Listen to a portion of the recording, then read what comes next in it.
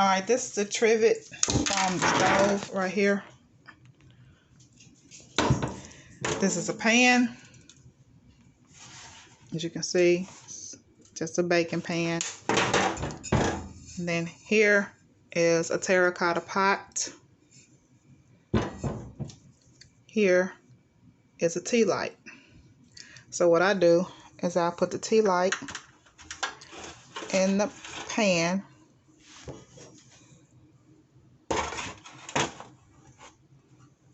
And put the trivet over the tea light. And then the terracotta pot, you turn it over like that. And you can light as many tea lights as you would like, so you can have heat coming from the terracotta pot.